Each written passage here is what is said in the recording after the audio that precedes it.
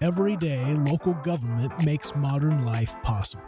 Water flows, roads are repaired, parks and playgrounds open and come to life. And behind each one of those services is a story of people who show up, care deeply, and lead with purpose, even when no one is watching. This is the Halting Winter Podcast, and it's part of the Halting Winter Project, a movement to restore pride, purpose, and participation in local government by sharing the stories that build belonging.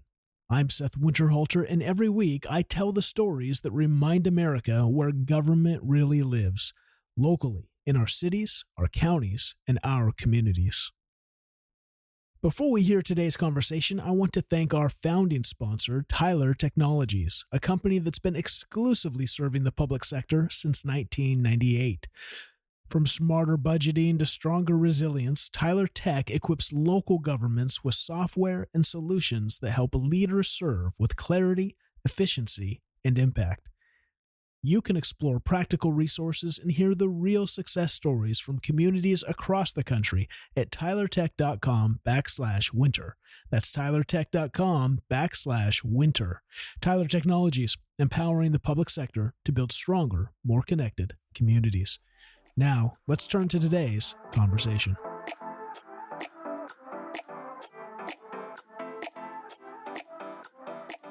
My guest on the podcast today is Jennifer Bromeland, City Administrator in Eagle Lake, Minnesota. Can't wait to hear about what's going on in the great state of Minnesota. So, Jennifer, welcome to the podcast. It is a pleasure to have you on today. Well, thank you. I'm very honored to be here. Thank you very much. I saw a post on LinkedIn the other day talking about where you mentioned cross-sector collaboration and how it's exciting to see projects moving forward and in that collaboration among things like schools, cities, regional partners. And so I want to dive into that because I think that's such an encouraging thing to, especially in politics, especially in the national level, which everyone sees because that's really all we see in the news, is how no one works together, right? Everyone's, fighting for their own thing and very partisan. And I think it's so cool. That's why I love local government, is because not only do the services that you provide impact people on an everyday basis, these are the essential services, but I think it's really an example of the beauty of real politics, of people from across areas setting down their preferences, setting down their desire for power and control, and saying, how can we work together to really impact our community and our people for the best? So I want to dive into that. But before we do that, we got to do what we do here. We got to get to know you as a person. Take us back to the beginning, Jennifer, and tell us a little bit about where you were born and the childhood that shaped you and led you off into local government leadership.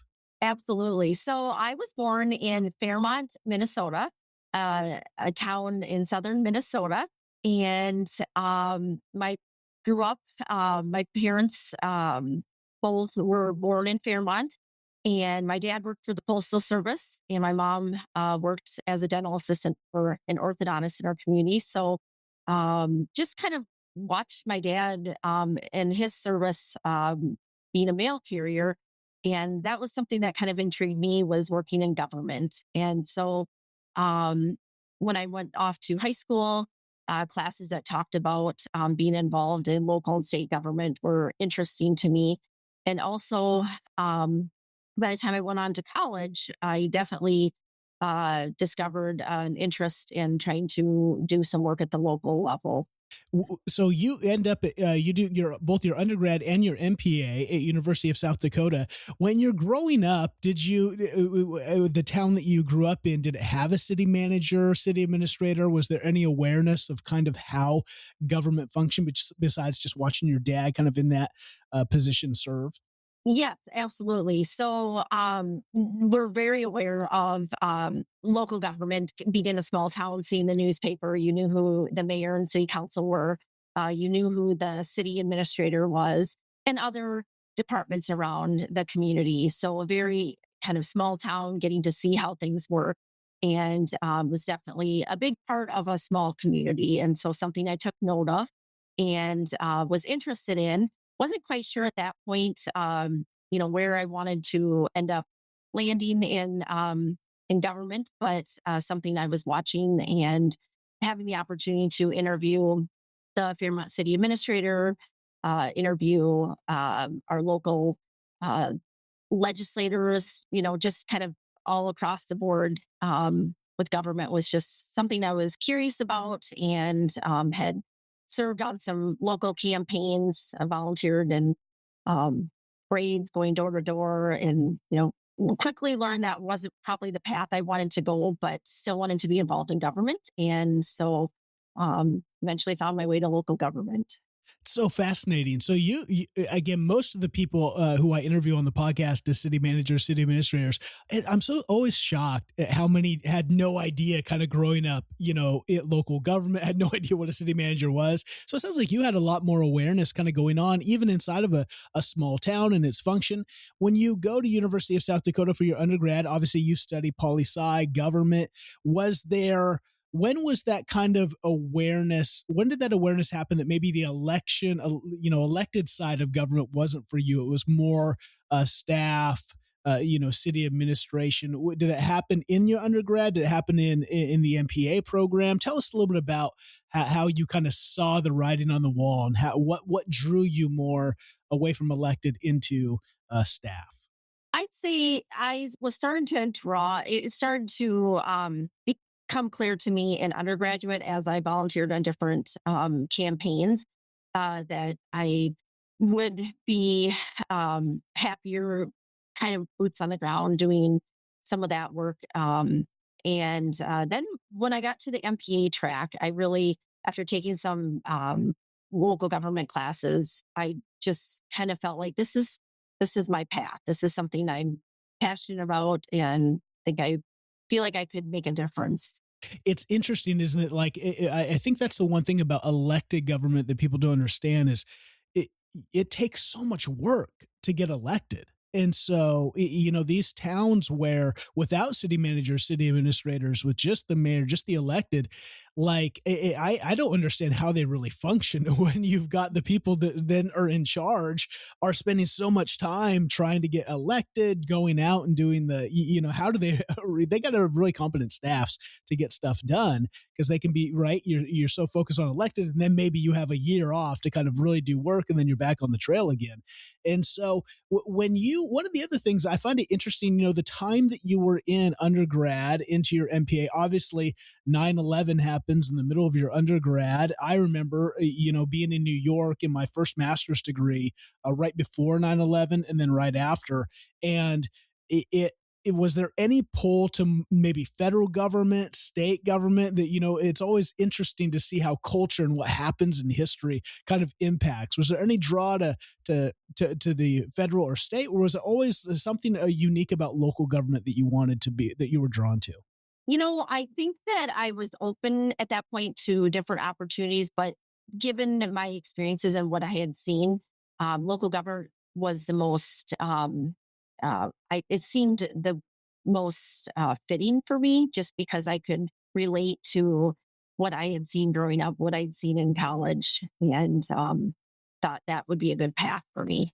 I love it. So you do your undergrad, I imagine you got your MPA right after your undergrad. Yeah. Is that right? Yeah. And so you kind of get all your schooling done, and then what happens? Where does Jennifer land right out of the gate, out of the college experience? Well, it's interesting when we look at the labor market now and how hard it is to find qualified applicants and candidates for positions. But when I got done with grad school, I mean, it was not an easy go to get a job right out of grad school without having experience. So I ended up doing a couple internships. One was in my hometown in Fairmont, did an economic development internship. And then I did another planning internship with the city of Isanti.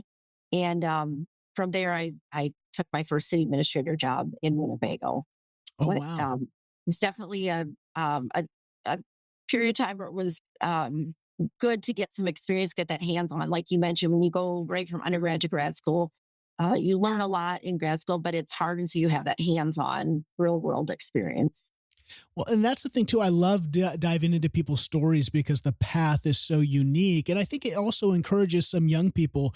The reality is you're just not entitled to, even if you do all the work, right? It's kind of like, man, I just did my undergrad. I just did my master's degree. Like, of course I don't have experience. I've been spending 7 years in school, and it can feel kind of like, and not maybe a sense of entitlement, but there is a sense of like, we think we should just, there should be a job available.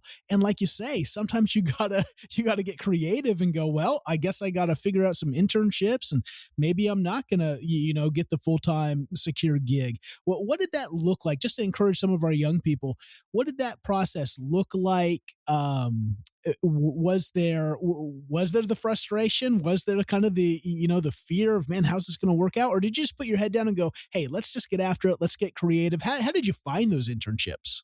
So yeah, there was definitely fear, and now I have this degree and putting what I learned into practice. But looking back, I'm so thankful I had those opportunities for those internships because I learned so much just being in a professional office setting and seeing how the city administrator, city manager interacted with their staff, with the public, attending planning commission meetings, city council meetings, getting an understanding of how those work.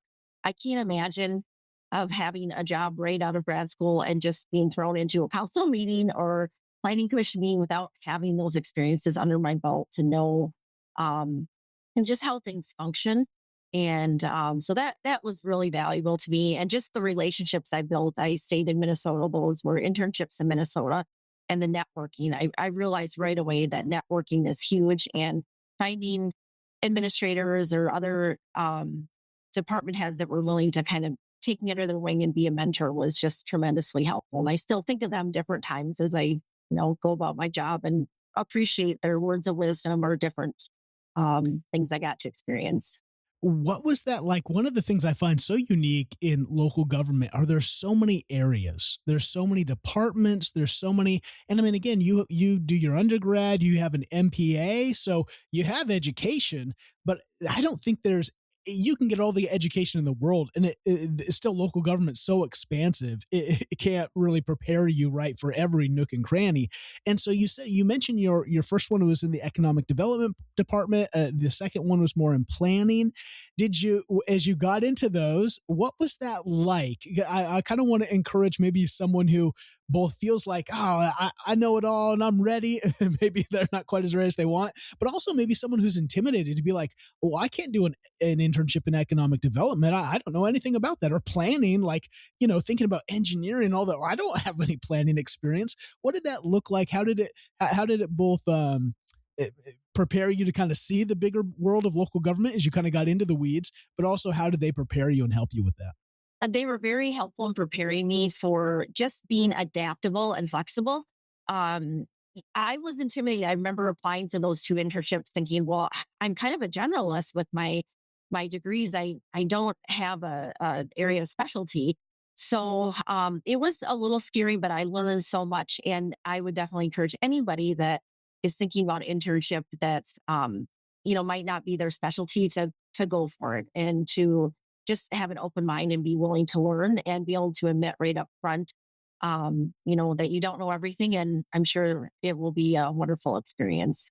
I love that. I love what you said, that about adaptability, right? Flexibility, being able to be. I think local government needs that because it doesn't matter what you really get hired for. You're probably going to be asked to do far more in many different ways because it's just the reality, right? Local government's always, you're always juggling a lot of balls and trying to help out in different departments to move balls forward. So tell us about now your first full-time position is a city administrator, clerk, treasurer, right? What was it like to go right from, internships into such an important role? Tell us about that first experience. It was scary. I mean, I knew what I knew, getting my degrees, but actually putting that into practice it was, just a whole different perspective. And I think a lot of, your experience depends on kind of where you go, what the politics are in different communities. And that was my first city administrator job.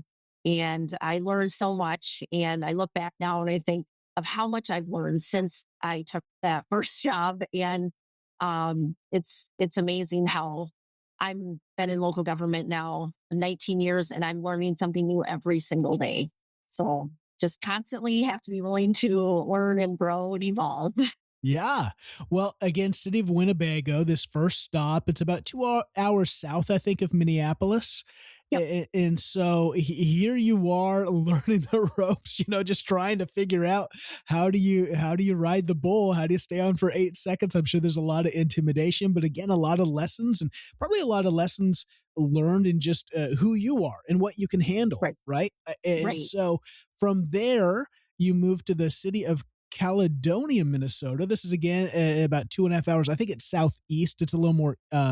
Is it Yeah. east from Winnebago? Tell us about that city and what was it like? Now, I always think it's unique when you're in the same position, but you're in another city. One of the unique things about local government is there are really no standard operating procedures from state to state, from city to city. It can kind of be a whole, there's so many different realities where with council and how much power they give. And so what was it like being in your second city in the same position? Absolutely. It was, again, no two cities are the same. And just every city kind of has its unique characteristics. It might have a different dynamic as far as industrial businesses, commercial businesses. And so went from Winnebago, small town, um, a mix of kind of some of the local small town businesses and some commercial business, and go to Caledonia and they have a very strong commercial businesses. And so, but different makeup with staff and different utilities. So just tried to transfer, what I had learned onto my next city and trying to build on that foundation and be flexible. And, keeping in mind too, in my first two jobs, I was a young female. And I think that was something I learned right away that I wasn't expecting that it would be a challenge being a young female going to rural communities. And most of my peers were males, or I go to meetings and predominantly those meetings were filled with males. So it took some getting used to. And the longer I've been in local government, I feel like I see um, more females. But early on, I did often feel like there weren't a lot of other females in similar roles. That's so interesting. I just had on Rose Beverly. She's down in Texas, and she was in Aitkin, Minnesota. I think Sure. I can't remember if I'm pronouncing that right, but she mentioned the same kind of thing. And when she kind of came up in local government, is again, it's a lot of males. It's a different environment. She was in Idaho. The beginning of her story was in Idaho, and she was an elected position on a commission for the county commission, and it was just like the boys club. And she came in, it was just like they didn't quite know what to do with her in the room, right? And so it's a lot of there's a lot of other dynamics besides just doing the job, especially like you say, in some rural places where you could be the first. You could be, it does change the environment, and you have to, that's the thing. There's mental things, there's real things about how do you be strong, but how do you also your big thing is collaboration. How do you get stuff done and move the ball forward? So what incredible lessons. So again, Winnebago, Caledonia, you're there for a couple years. Then you go to the city of Jackson, where you're going to be for, I think, 6 or 7 years. Again, another a little bit bigger city.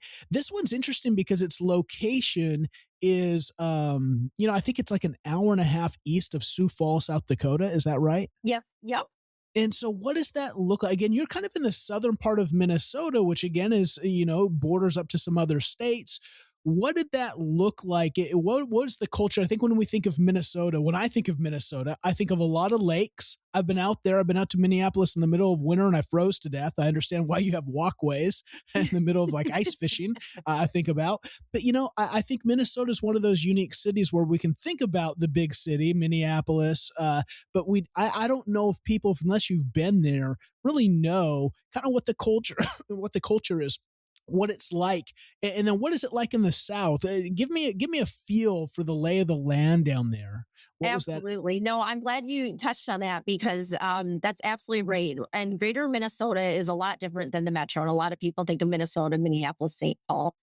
You get out towards Jackson and head heading that way, you see just a lot of farm fields. You, it's just a lot of agriculture land. So, but there's still a lot of high quality living that takes place in greater Minnesota, and a lot of strong commercial businesses, industrial businesses. So just lots of qualities that people look for when they're thinking about where do I want to raise my family. So that was one of our drawing points for people, is just to kind of highlight the great aspect of living in greater Minnesota and the rural amenities. Well, and it's so interesting, especially for your story, where you kind of stay in this, 2.5 to hour and a half south of Minneapolis. So I don't know how many counties that covers, but you're kind of in a similar same regional, space, at least when I Yep. kind of look at the map. And so it is interesting. All these cities that you serve as a city administrator are around that, 1,200 up to 3,300. And so, and they all, right, need services. They all have, life going on.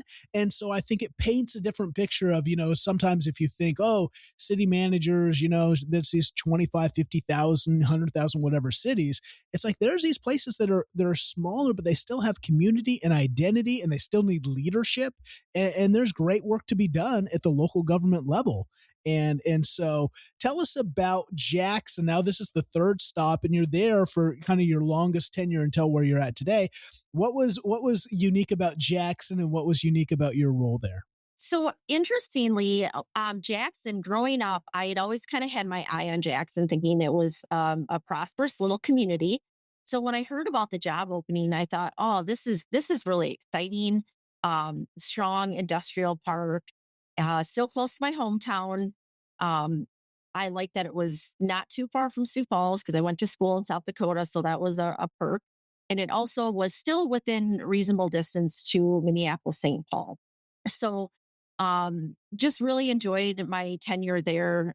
We had, like I said, a strong industrial park. So we were very involved with our economic development authority.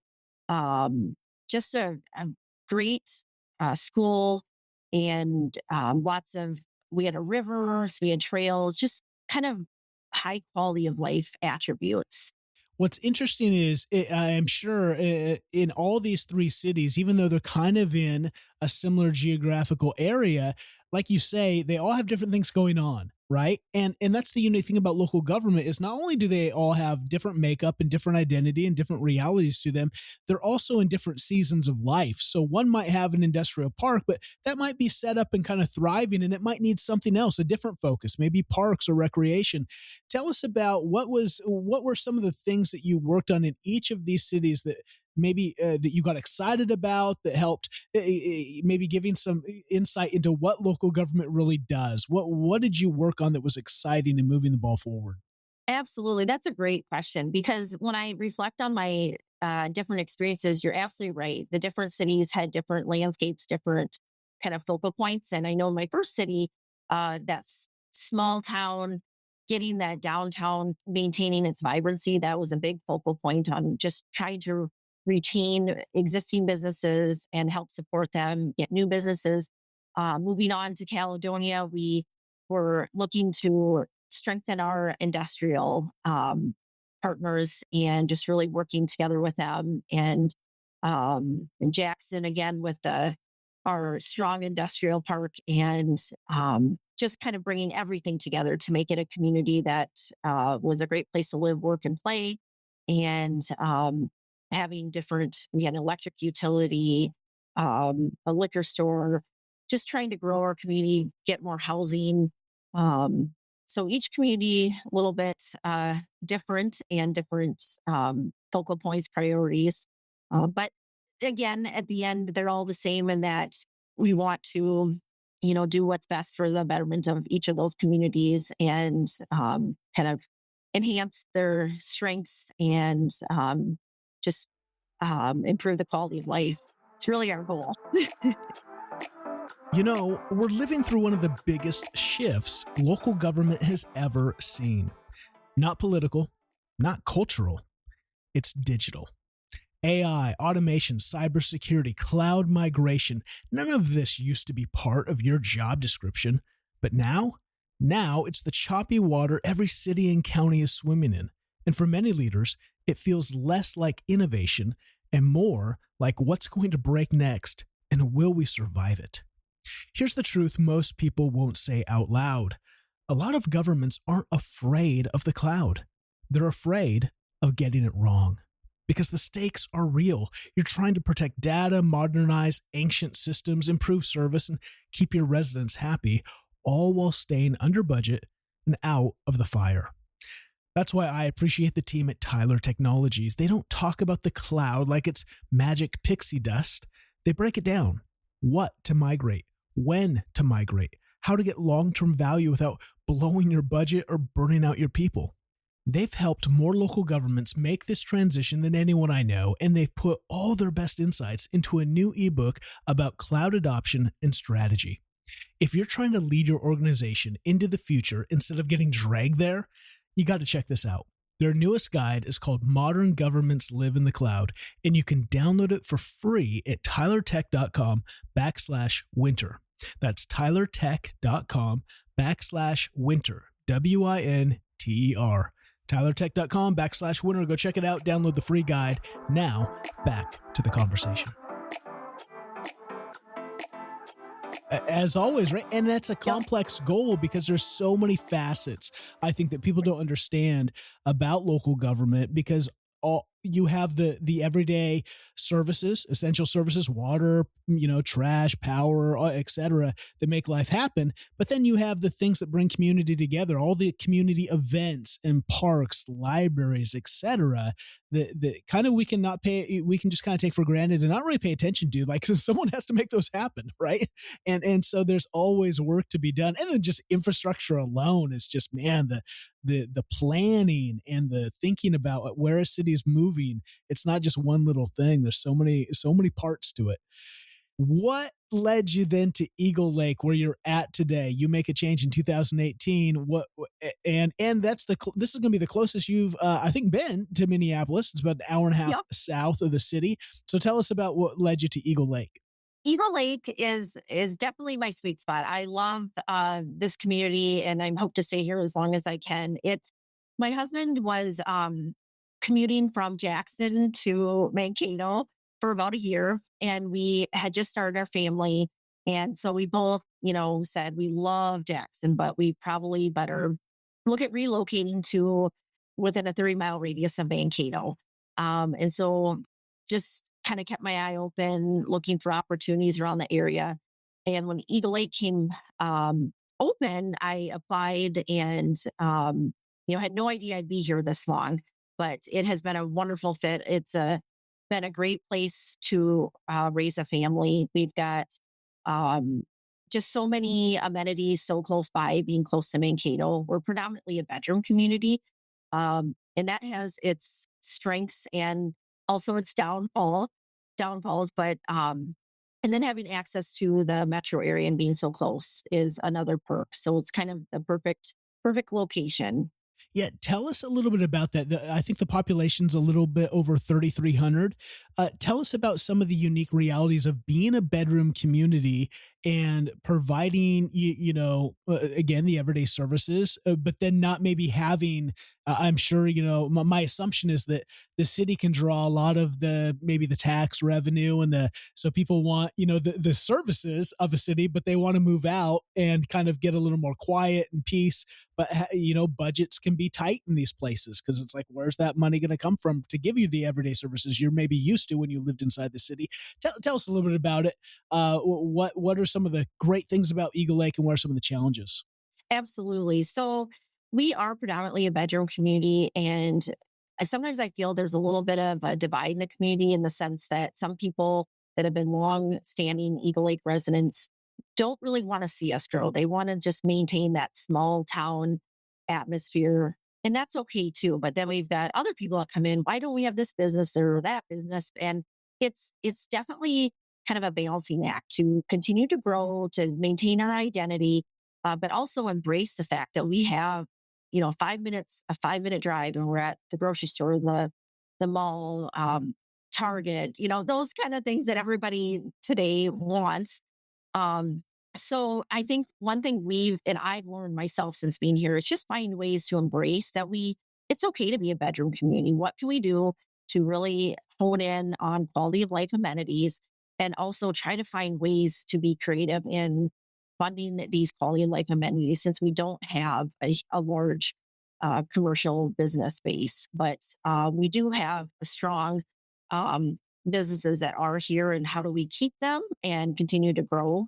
But yes, so we are kind of always in that interesting position of not wanting to get too big, but also wanting to continue to grow and increase our tax base, but still always maintain that small town um, feel to our community, which is so important.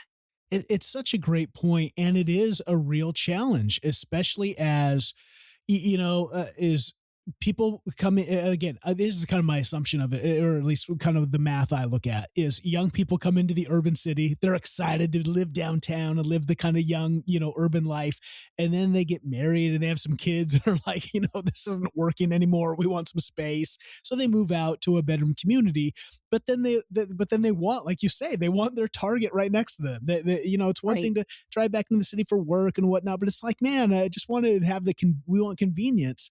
And then you've got people that have lived out there, and they're used to going down to the little mercantile store, and that's what they want, not Target. They don't want that. And so it is kind of like, how does a place navigate that growth and that transformation while still having, I think the most important thing is, an identity. It's not trying to, I think the problem with most cities as I travel the nation is they try to live they try to live in the shadow of something else. We got to be this bigger city. We got to be, and it's like, well, you be you, right? And that doesn't mean you can't grow and have some of those cool aspects and add those to you.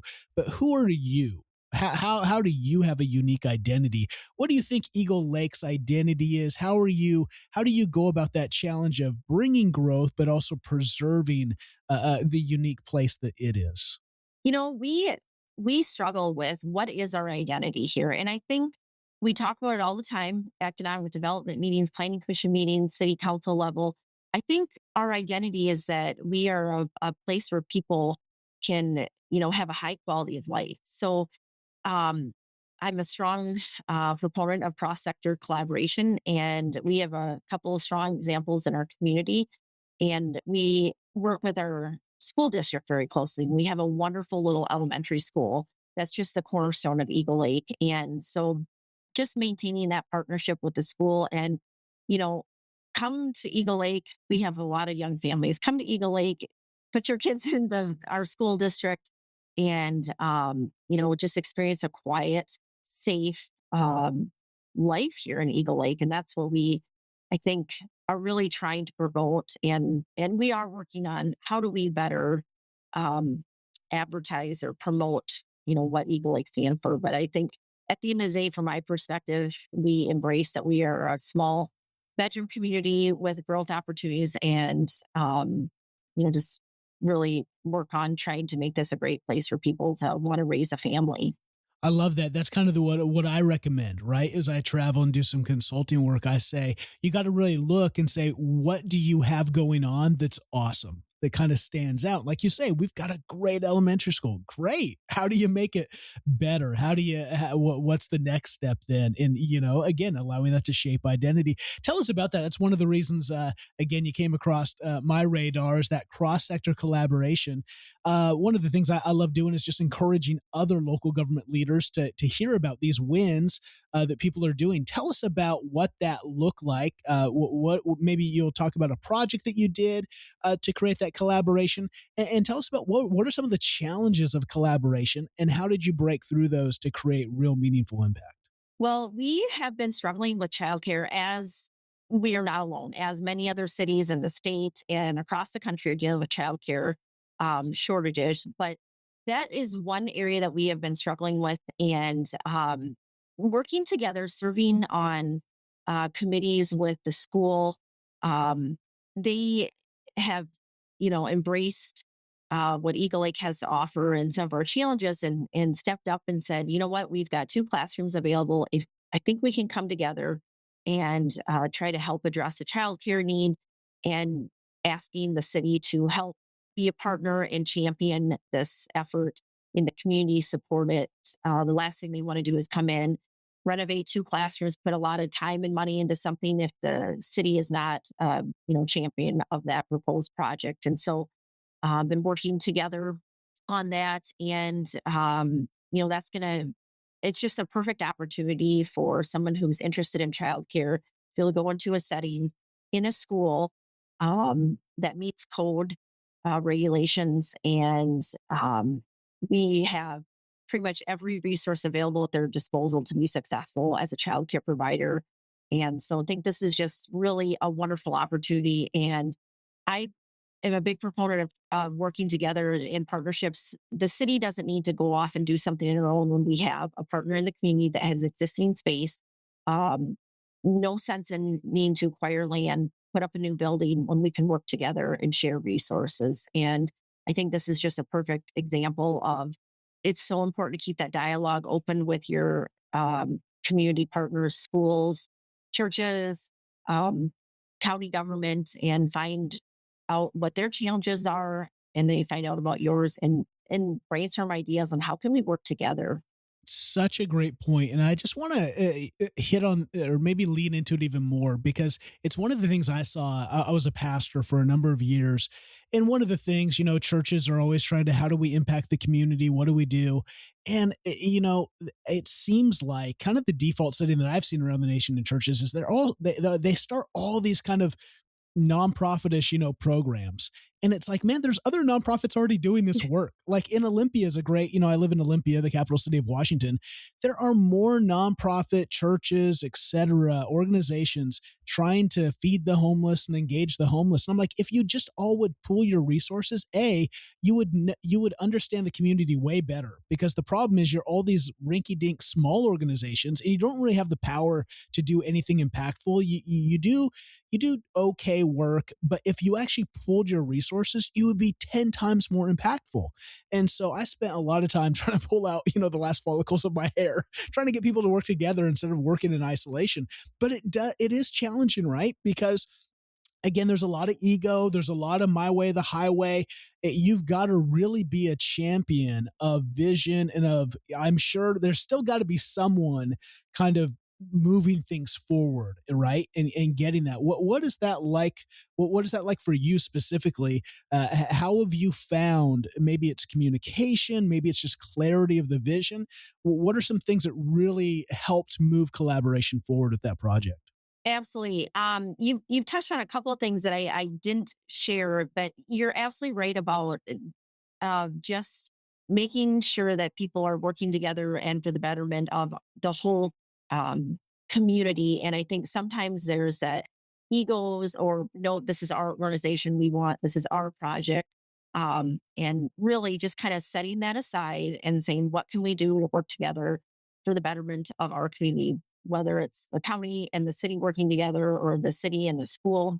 And it's so important. And I think that's something that we have encountered that a little bit. But at the end of the day, I think getting the elected officials and the key players on board and communicating with each other is so important.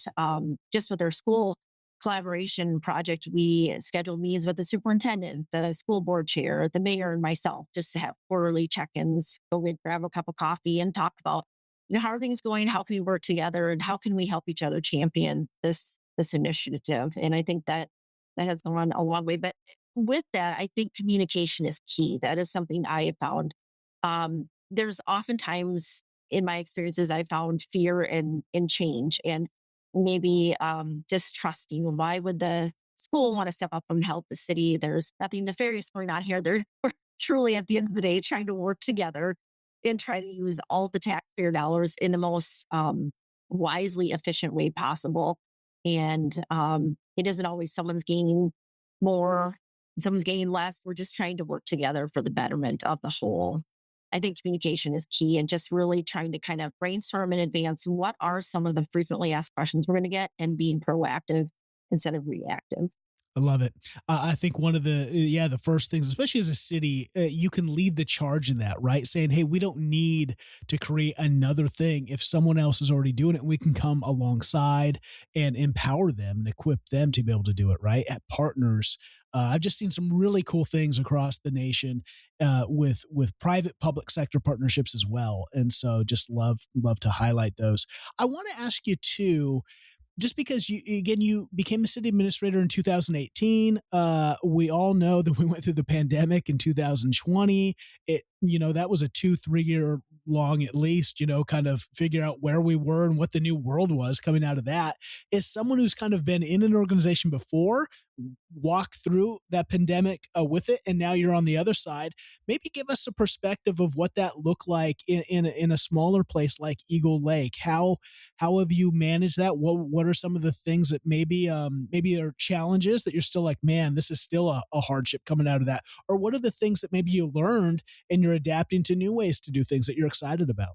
Absolutely. That's a great point. I think COVID for me and our organization just reminded me of how important it is to be adaptable. I mean, we literally changed our operations overnight. I remember kind of taking the signal from the city of Mankato. I had been watching the news and saw that they were closing down their city hall. And I contacted my mayor, and, we made the decision that we're going to follow their lead. And so it was scary. I mean, this was something none of us had ever experienced before. And then you throw in the political aspect of it, and people turning everything into, just making things more complicated than they needed to be. And from the city's perspective, we tried to stay neutral on the political side and just try to do what's best for our community members. And there was so much uncertainty at the time, not knowing what was the right thing to do. We were just trying to do what we thought was the right thing at the right time. But it definitely forced us to be adaptable and think about, how do we deliver services? How do we communicate differently with residents? Through COVID, we ended up getting some live stream equipment, and we now live stream our city council meetings. And so there are some positives that came out of it as well. And just finding more and better ways to communicate and try to engage our residents was something that was a positive outcome. And just using technology and trying to embrace what's out there and be adaptable and try to reach our residents. Some people prefer email, some prefer watching our YouTube meeting or meetings on YouTube. Some appreciate an update on their phone with the notification app. So all of that, I think, has kind of been spurred by COVID and the need to do things a little bit differently.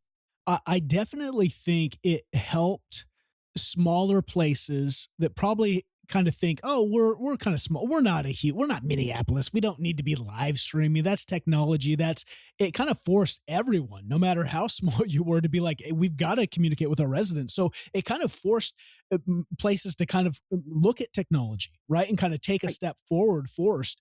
What is it? Maybe one of my questions too, that is unique for your situation, where you've been in these cities, again, all under kind of 3,500 people. What is it like engaging the citizens? The two things that come to my mind are, always it's kind of local governments just taken for granted. It's kind of expected, these modern services, these essential services that we receive. How active are the residents in participating in local government in these various places? One of the things I think about too is, obviously, like in a small place like this, like you said, when you grew up, you knew your city administrator. I think in a smaller city, everyone kind of knows each other and kind of knows what's going on.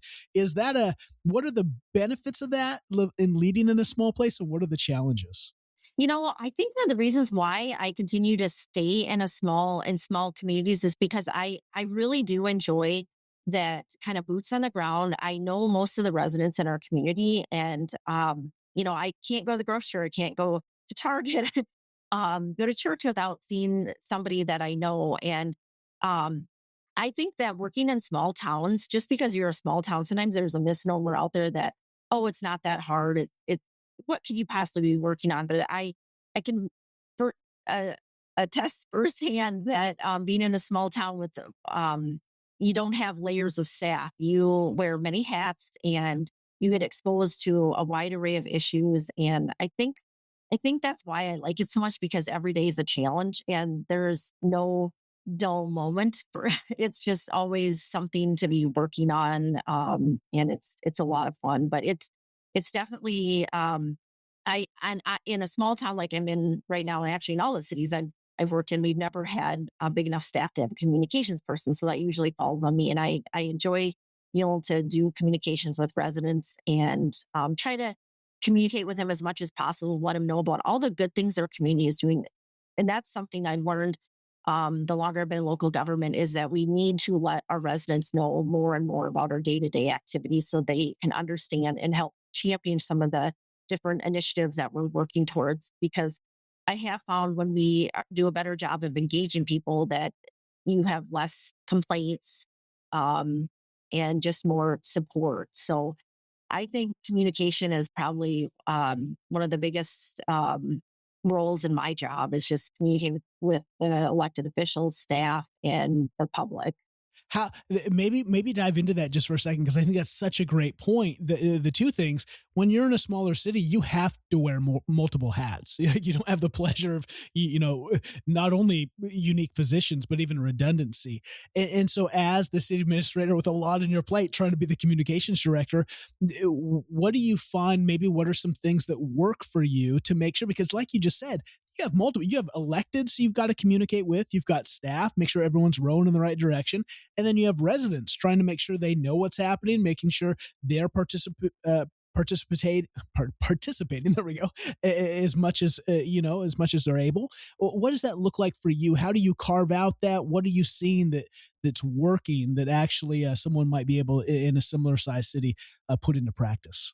I just build time into every day for communication, whether doing something on a website, a notification, email. I have kind of come to just build that into my routine, because I think with more and more residents comfortable using technology, it's so important to get that information out there.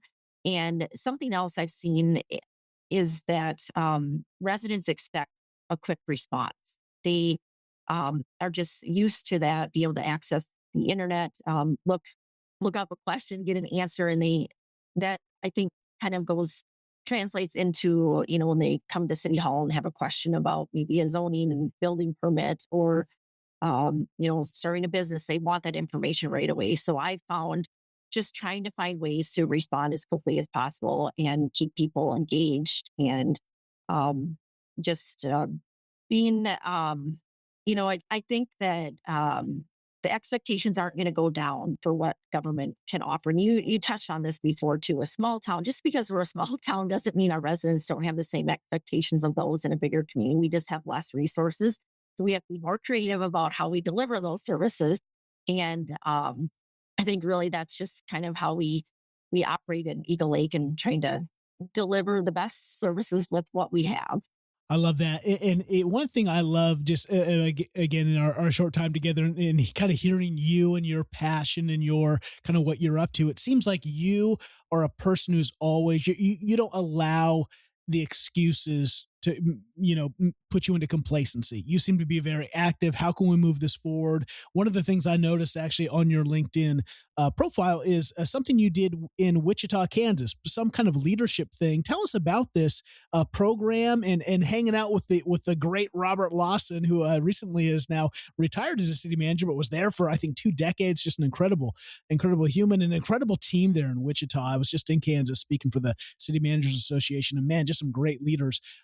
Tell us about that program and what it was like. So being so close to Mankato, another positive aspect of being that small community by Mankato is we get to be a part of what's called the Greater Mankato Area Growth. And it's basically a chamber of commerce for the Mankato area. And we're small enough that we don't have our own chamber. So we're a member of that. And so I learned about this opportunity to be able to join a delegation and represent our community and our region, and meet with other leaders from the Wichita area and learn about some of their successes. in working together in the different sectors, and what can we do and take some of that knowledge back to the greater Mankato area. And so it was a really wonderful experience to see other cross sector collaboration over in Wichita. It just really reinforced the importance of continuing to do that here, um, in my day to day work with the city, county, school, private, public organizations.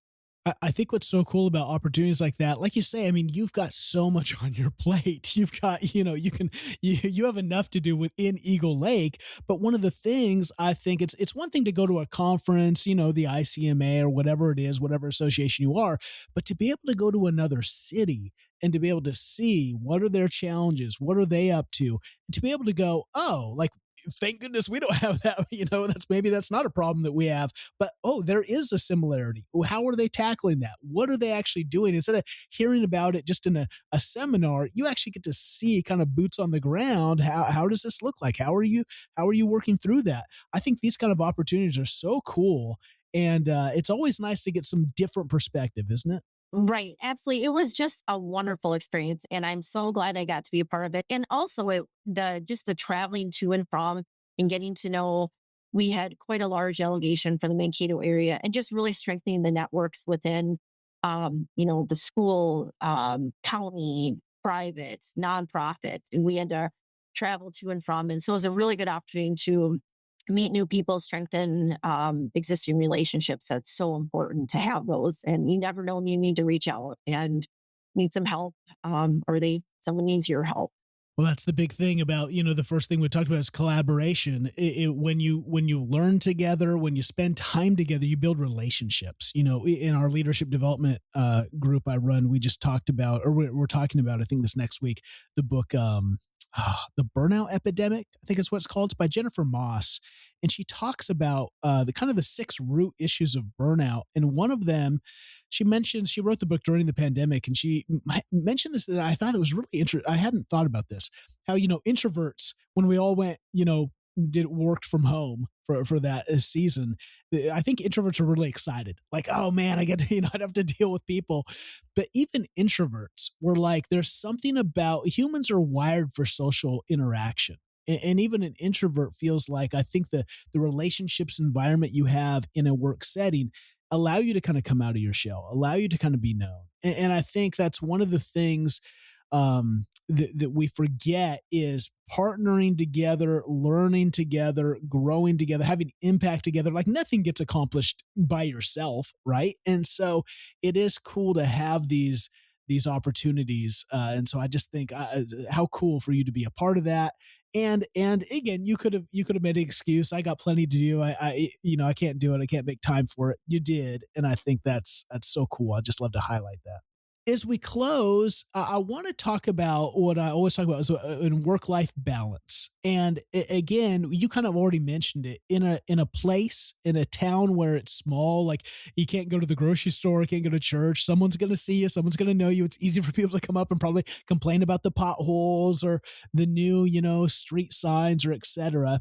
How do you do it? How do you kind of find time to fill your tank and to recharge in a role that really doesn't shut off because a city never sleeps? And I'm sure there are, late night meetings. There's community events on the weekends. What kind of insights do you have in trying to wrestle with work-life balance? That's a great question. And I think city administrators, city managers, I think we really struggle with that because at the core, we're doing the job we're doing because we do have a passion for serving the public, and that never stops. It doesn't stop when City Hall closes. And so I think we are always probably on. You never know when there's going to be a water main break or power outage. And I think we just care about our communities. And so we want to be available and make sure that we communicate with our residents and are there to make sure that the essential services are delivered. But I think it's also important to have that balance. So in my situation, I have 2 active kids. My daughter does gymnastics and 5 days a week, and my son plays hockey, baseball, cross country. So my husband and I we get done with our regular jobs, and then we're off to taking our kids to and from their activities. And it's good to have those activities to go to, so that you do have a separation from work. But I think that at the end of the day, being a public servant, we're in it because we care, not for the money, and it's a passion. And I don't mind getting phone calls or running into residents at the grocery store, because it just makes me kind of validates that my job is important and that I can help make a difference.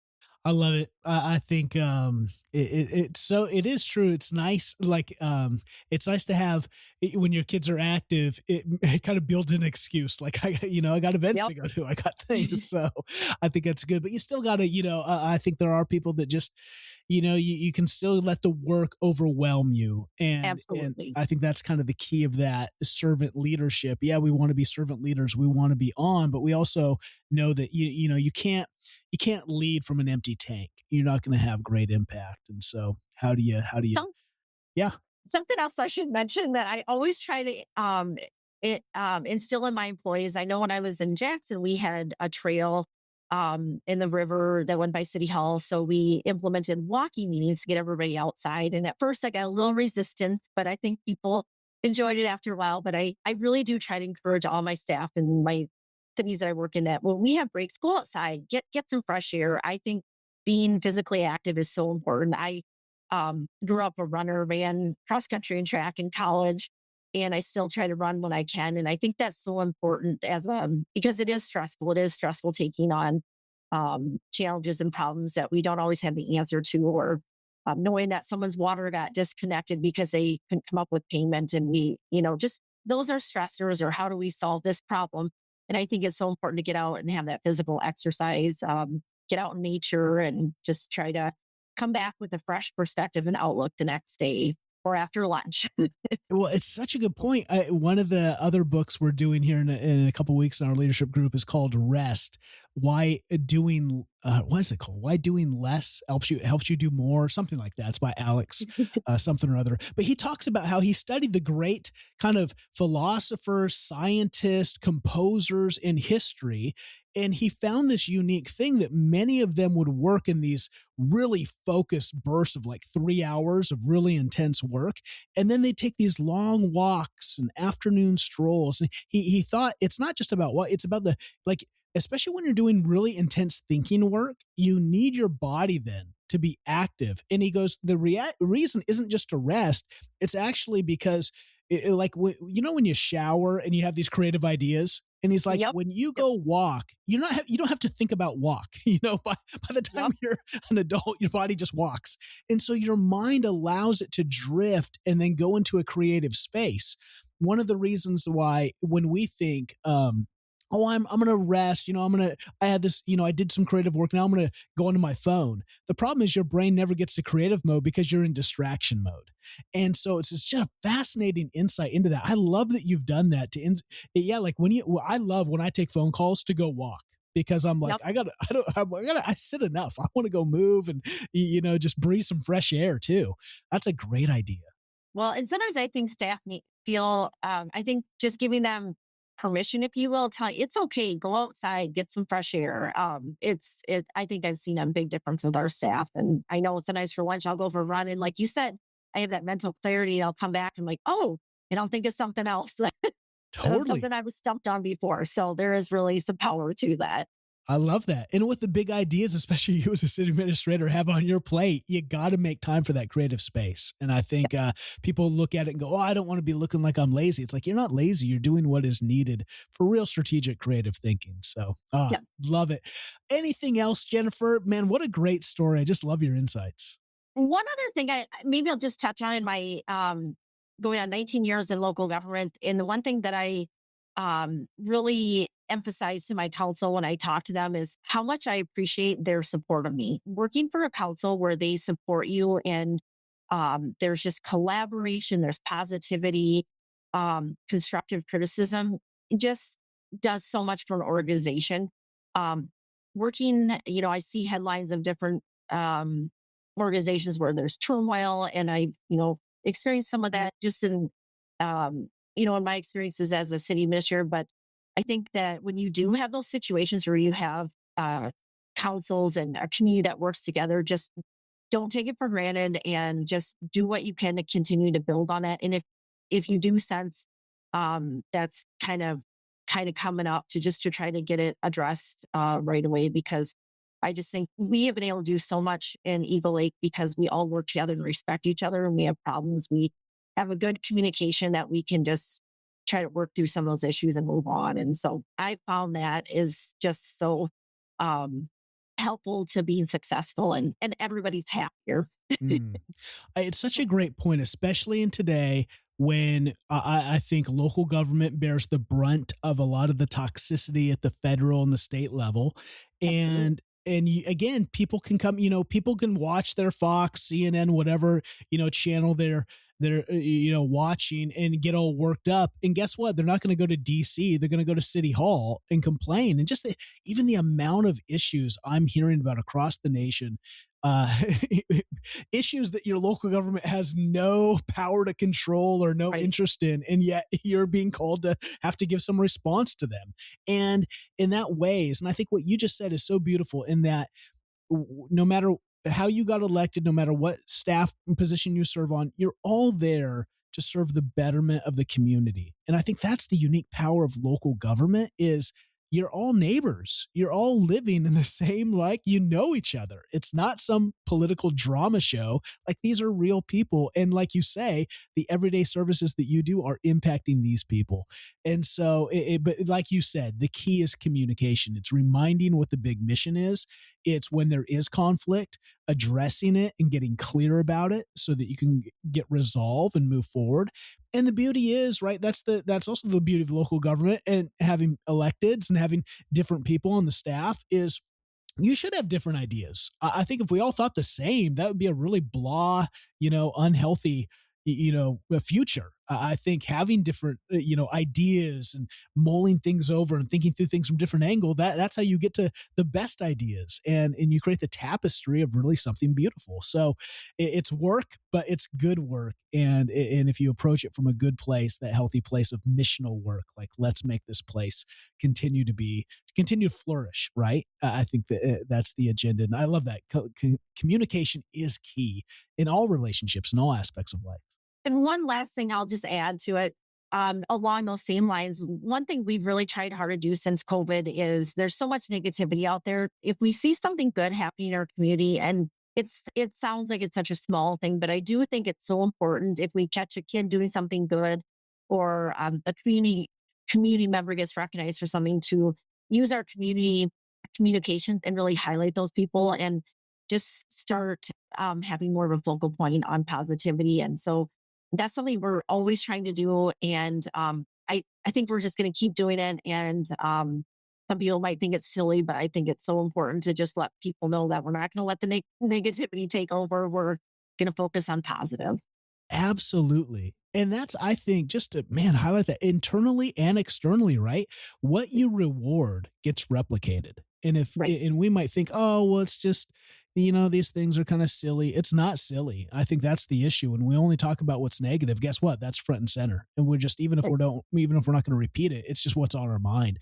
And so, yeah, if you want to change your internal culture, you want to engage people externally, start to reward and highlight the things that you want replicated. And guess what? I bet they will start to be replicated. So what a great point.